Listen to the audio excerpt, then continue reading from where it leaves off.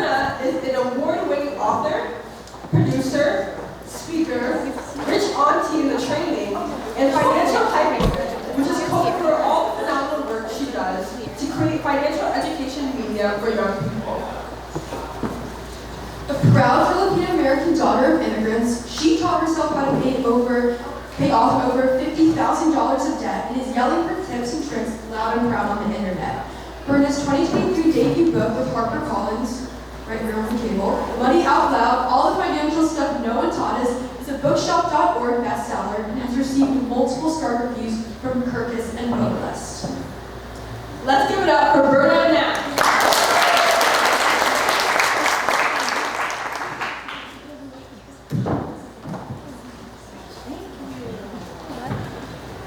Hi y'all, hello! Oh man, it's the afternoon. Does anybody want to just like shake it a little bit? Can we have just like a collective breath, just like in and out? And like just a little sea wiggle, All right, sea wiggles. I am so happy to be here. First of all, I'm like dizzy with inspiration from the pitch competition. Obviously, when each and every one of them were talking about finances and financial literacy and education, I was like, oh, it's so good, because it just leads right into why I'm here today. Again, my name is Berna Anat. I am a financial educator, Hypewoman. I like to tell people that the reason I got into money is because the money world is hella male, hella pale, hella stale. And I am none of those, hopefully, so that's good.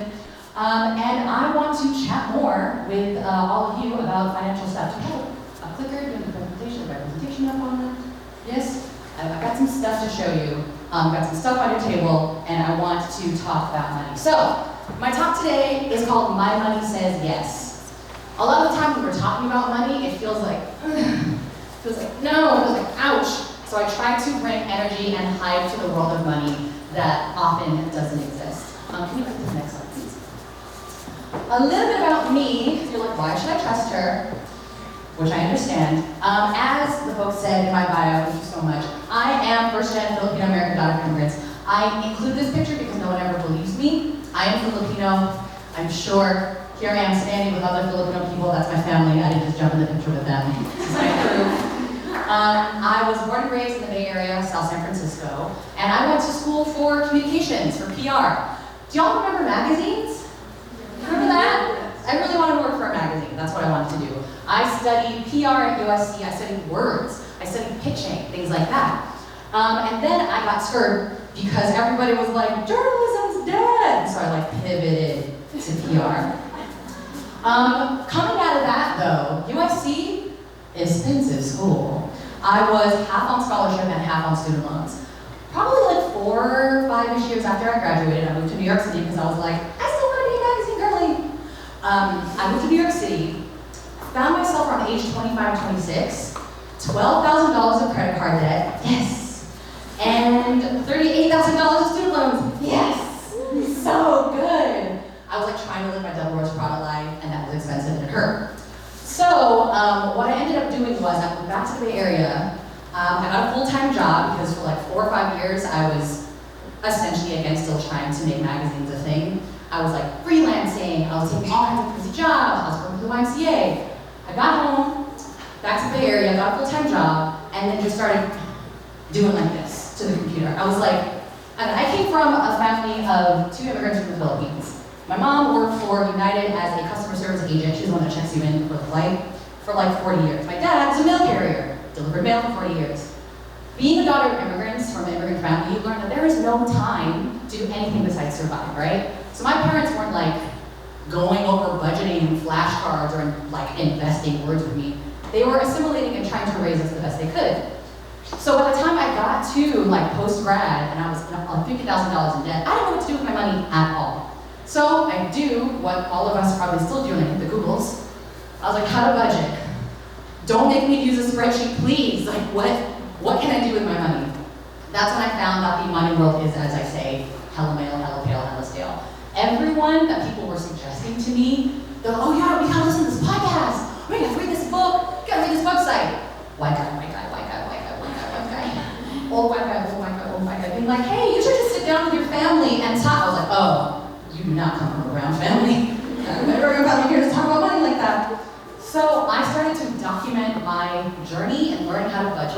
like starting from scratch. I did enough Googling and enough reading the books and listening to the podcasts to pay off my $12,000 of credit card debt, to save my first emergency fund ever. It's the first time I ever saw 4 digits in my bank account. And then I paid off my student loans, and then I quit my job, and I traveled for a year. I did that. I was like, I'm a millennial heart, back through Asia. So I did that for a year. When I got back, I was like, there's something to this career, because when I started talking about my financial journey on the internet, on Instagram, the people that were the most responsive to me were other young women of color who were like, okay, you're talking about money, but like, we're not supposed to do that. Like, that's not allowed. You're talking about your debt out loud. Like, that's not okay. What? That's crazy. Like, this is the first time I've ever heard of this. So I knew there was this big need. Creator Life, I wrote this book, Money Out Loud, last April. All the financial stuff no one taught us. I literally wrote the book that I wish someone handed to me when I was your age. So I just giant thank you to Secret and to Girl Up for getting all these books. But the whole reason that I do what I do is summed up in this incredible quote by Toni Morrison. Your real job is that if you are free, you need to free somebody else. I consider myself, again, being a daughter of immigrants is a huge part of my identity. And this, I look at my tattoo because it's a traditional Filipino tattoo kind of representing all the different generations that come before me. I'm the first in my lineage to experience this kind of financial freedom, that I can make a career and use it to teach y'all money stuff. So that's why I do what I do. Thank you. Now I want to get to know you really quick. Money stuff. You don't have to talk yet. You can just raise your hands. Or you can snap, whatever you want to do. Actually, let's snap. It's more fun. Snap for me if you have money put away somewhere. Oh, I love. Yeah, slam push, snap. Great. Snaps if you have a bank account. Oh, yeah. Snaps if you have investments somewhere, somehow. Investments in free? Okay, very nice. Snaps if you, amongst your friend group or the people that you know, you're the frugal friend. You're the one that's like, no, we're not doing that unless it's on sale. No, like I found a coupon. No, who's a frugal friend? Snaps if you're the frugal friend. Okay. Representation is important. Snaps if you are not the frugal friend. So, I didn't even finish the sentence. Just like this, well, I was gonna say snaps if you're the splurger, you're the, you deserve it, girl. Yeah. Amazing. Snaps if you feel like it's easy to talk to your friends about money. These little tiny tap dance. Snaps if you feel like it's easy to talk to your family about money. Snaps, got it. Snaps if you feel confused about how to manage your money. I feel that. Snaps if you wish there were more educators who spoke and sounded like, and just you understand. Okay, I love it. Now we're going to get a little verbal. If anyone knows what a Hypewoman does, has anyone heard that phrase before? You just shout out, what would you know a Hypewoman? I'm gonna give you a hint, I'm gonna give you a physical hint. It is. Right? So typically, in like hip-hop culture, you've got the person in the front doing their thing, rapping, singing, and the Hypewoman is like, yeah, in the back. That's what I do financially. And so, a common Hypewoman phrase is like, when I say blah, you say blah. I'm going to say a word, it's word association. When I say a word, I just want you to shout out what your thought is, okay? When I say money, you think bank. What up? Save, cash, great. When I say rich guy, you think Bezos. What? Okay, love it. What else? When I say rich guy, you think old. Wow, you're really painting a picture here. When I say rich woman, you think boss. What else? Entrepreneur.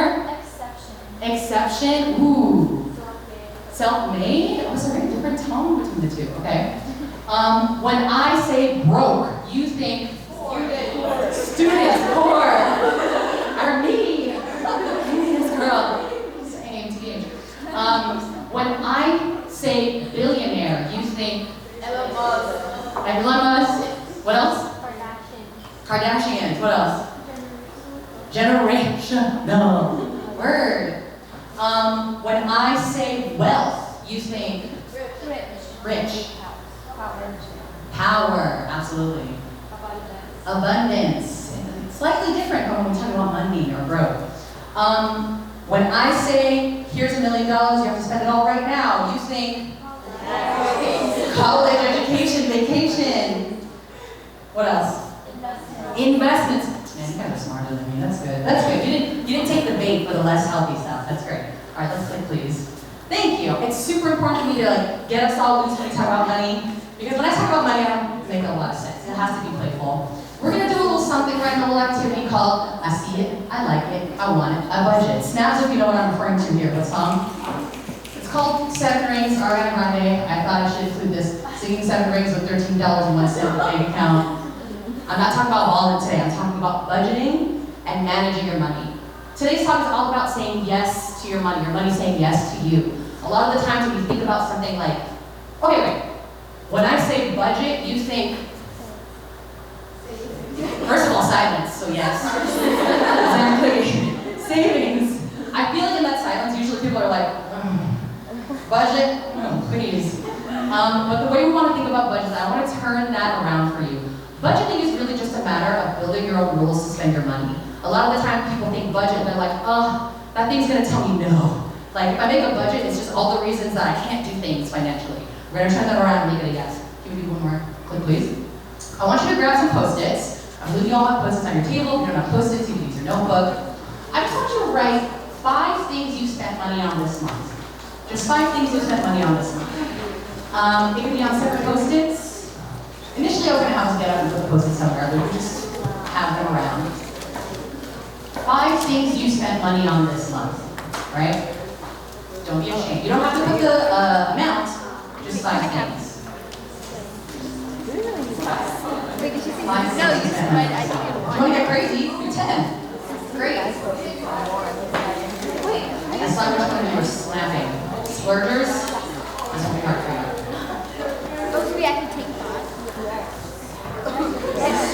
I think you spent money on this one.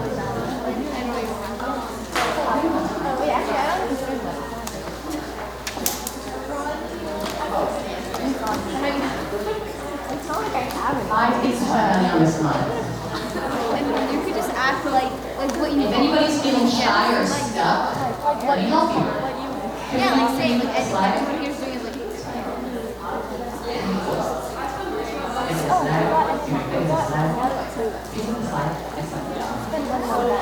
Any of y'all are feeling nervous or weird about talking about what you spent money on? Here's my bank account. Literally, I took a screenshot of this 2 days ago. This is the actual inside of my bank account. This is the actual inside of my bank account from 2 days ago. I'm showing you exactly what I spent money on, literally this week. Let us assess, shall we?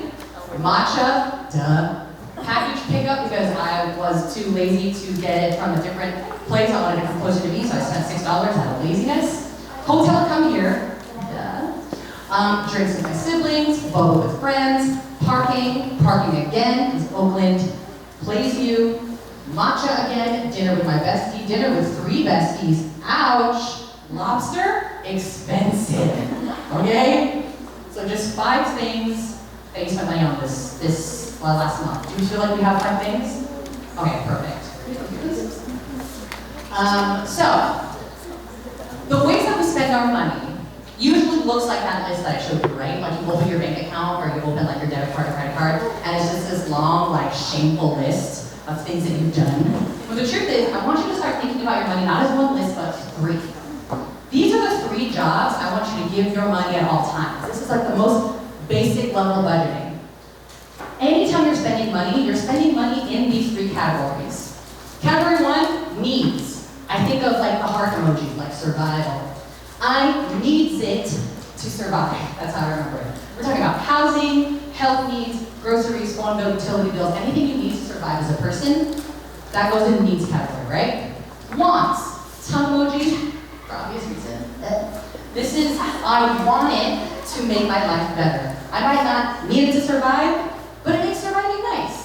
Restaurants, takeout, eating out with friends, Netflix, Hulu, Spotify, shopping, boba, all this stuff, hanging with friends. That's wants.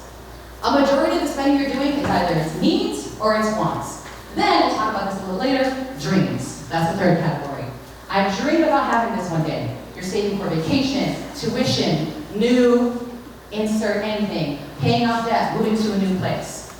Thinking about money in these three categories is super important because you want to know which money is your needs money and which money is your wants money. When you don't keep that separate, you end up spending your rent money on Buffalo Wild Wings, and it's not good, and that's why we get to the broke place. Can you click the next slide, please? So, if I were to take my expenses and categorize them, none of that money was dreams money, it was all needs and wants. I needed to get this package, so something that's really important. I need to come here for work, parking was for work, parking was for work. I need employment, I need these things to survive. Notice which column is bigger here? Yeah. I spent a lot of my money on wants, drinks, boba, matcha, again, dinner, etc. When you categorize your money in this way, you start to understand where your money is saying yes and no. So basic, absolute basic budgeting is this. You need to make enough money to cover your wants, and also ideally, cover your needs, and also ideally your wants. Whatever money is left over at the end of that month can go towards your dreams. Here's the problem. A lot of the times we're like, what money left over at the end of each month? What are you talking about? That's when things start to say no. So budgeting is all about being like, all right, what do I need to start to say no to here or change in order to say yes to my dreams and give yes dollars? If I'm not earning enough money each month to cover all this, I'll never reach what's over here. I'm so passionate about whatever my yes dreams are, I feel better about saying no or changing it up with what's going on over here. I was gonna have us like get up and talk about like post on the wall with the needs and wants. I would love to just hear from y'all. Did anyone write down something that surprised you that you were like, oh my god, I did spend money on that? And yeah, I'm seeing nods. Anyone want to share?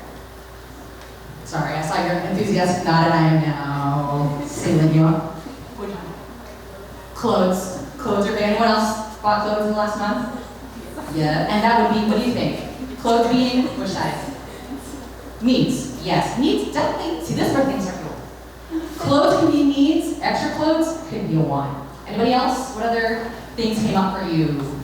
They said, yes? Grad gifts. Oh, grad gifts. Ooh, it's this season. What kind of grad gifts? Like Gift cards and stuff. Yeah. word. Where would you put that? I mean, I feel like it'd be really awkward to give someone a grad yet and they show up to their parties. Right. It's kind of needs, but also like it's not completely necessary. Yes, I feel that.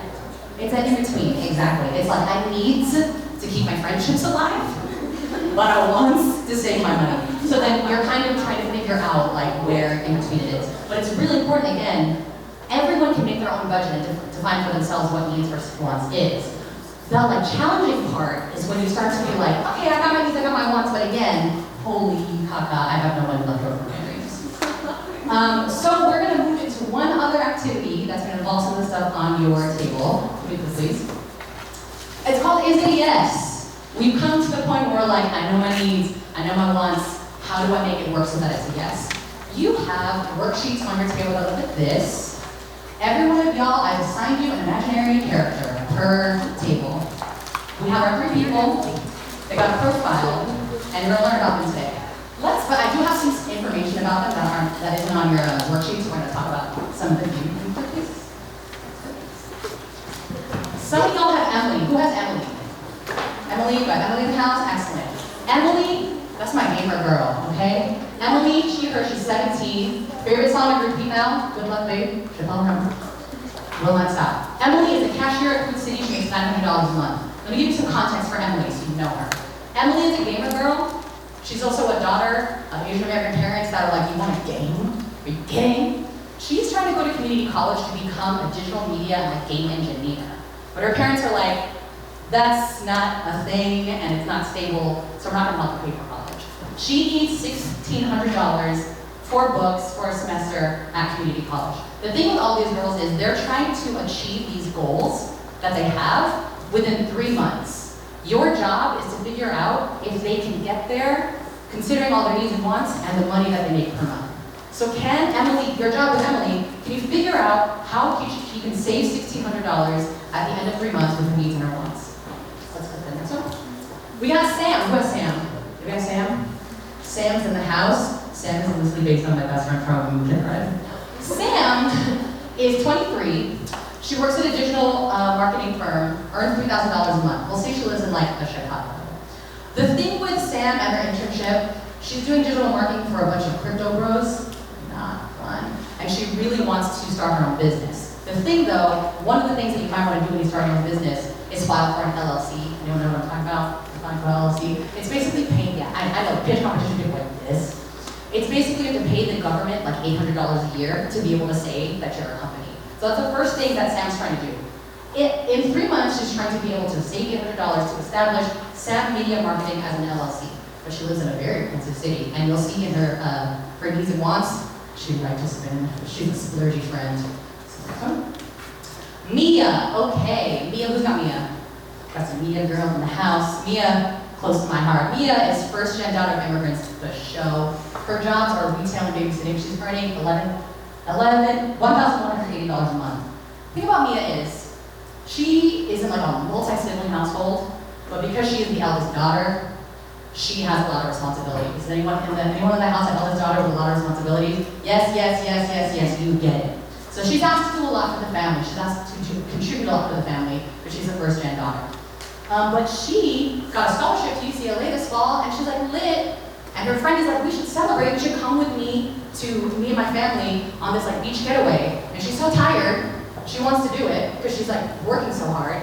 Can she save $800 by the end of 3 months to join her best friend for a beach getaway? Now, spoiler alert, none of your people can actually say yes to things just now. I set it up so that we must lose because such is life.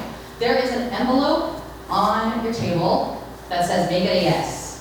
Inside there, y'all can talk together, work together. Inside there are budgeting hacks, tips, and tricks specific to your person that can change up their budget situation or their living situation to try to make it a yes. I'm gonna give us, how much time do we have?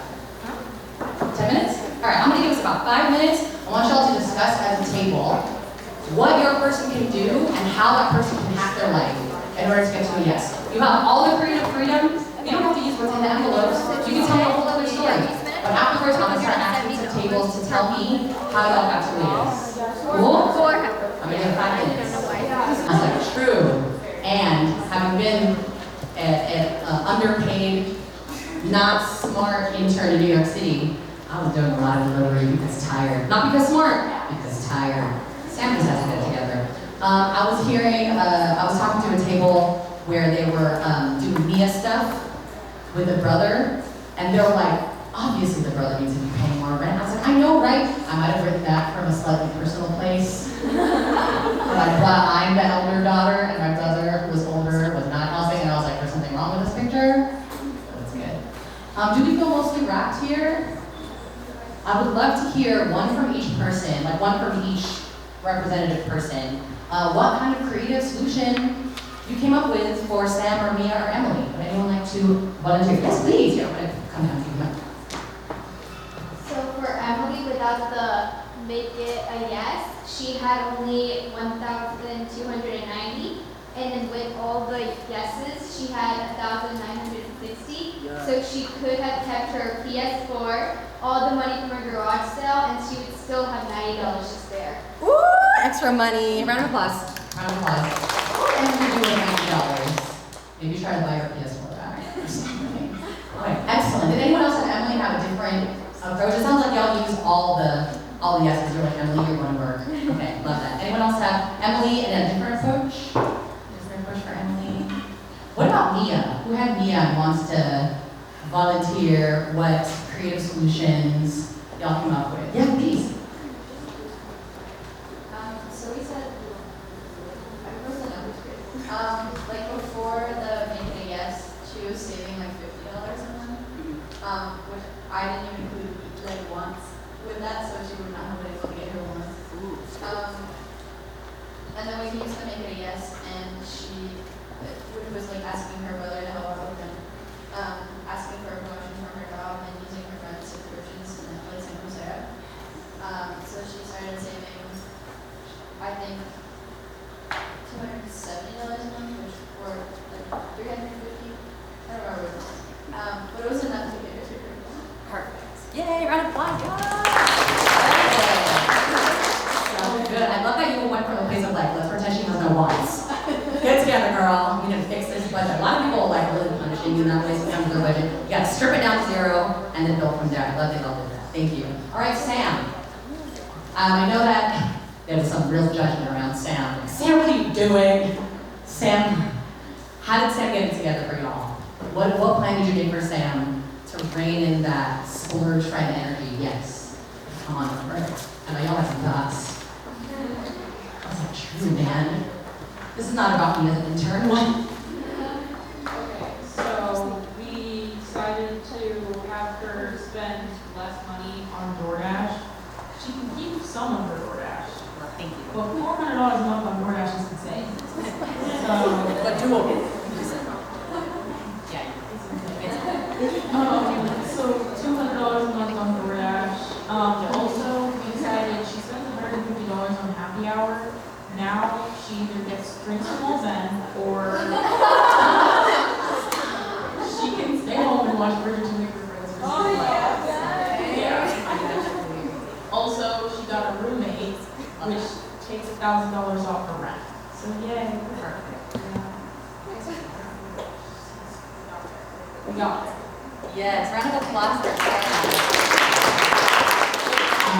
Girl Up organizers, let it be known the idea about getting drinks from old men. I did not put that on there. That was their creative efforts. But I didn't write that, okay? I didn't write that. Amazing. You know, thank you so much for playing this game with me. I hope it opened up a little bit about just like thoughts and brains of like how budget works, how you can kind of balance your needs and wants to get your budget to say yes. I think the most important thing, look at that. How to apologize to me, Cash. I really appreciate y'all playing my reindeer games. I really like to keep financial literacy and education super lighthearted. But the most important thing for me is like the way that I got to paying off my student loans, paying off my credit cards, all that stuff. It was budgeting. It was basically getting really real with myself about whether my money works or it didn't. But it also was really important to me and became really important to me to follow financial educators and people who talk about money from people who look and feel like me. If y'all want to, I can write this down on the slide, but yes, that's me. You can follow me. Also, there are a couple people I want to tell you about that I just feel really strongly about putting like financial educators in your feed. So if you want to like whip out your phones, I can tell you about some of my favorite people. My financial #1 teacher, she was the whole reason I felt like represented in the money world at all. Her name is Tiffany Aliche, the Budgetnista. She is my alpha and omega. The Budgetnista fave. I remember being on watching one of her Facebook lives about selling our house. I am nowhere close to selling or buying a house, but I watched that Facebook live, all 58 minutes of it, because she was so interesting and so funny. So the Budgetnista, Tiffany Aliche, big fan. I also really love someone named Yaneli, aka Miss Be Helpful. Miss Be Helpful on Instagram, on YouTube, Miss Be Helpful. She is she's Latina, she's from the Bronx, she has 11 siblings, she also taught herself how to get out of debt, and she is just like this perfect teacher turned educator. She speaks in like wild metaphors the same way I do. Favorite. And then one of my favorite, anyone here listen to podcasts? Do you like podcasts and podcasts? I don't like podcasts. My favorite podcast right now is called Bad with Money by Gabby Dunn. Bad with Money looks at finances, but also the intersection of money and queerness, the intersection of money and activism, the intersection of money and being an immigrant. They really open up the conversation about money in a way that's not just like, and here's how to budget, so exciting.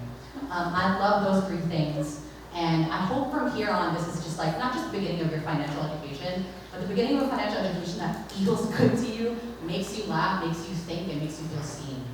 How are we doing on time? Beaut. Okay, if we have any other questions, come find me. I can sign a book, I can high five you, I can I can airdrop more resources to you. But at the end of that, thank you so much for playing. I'll talk to you soon.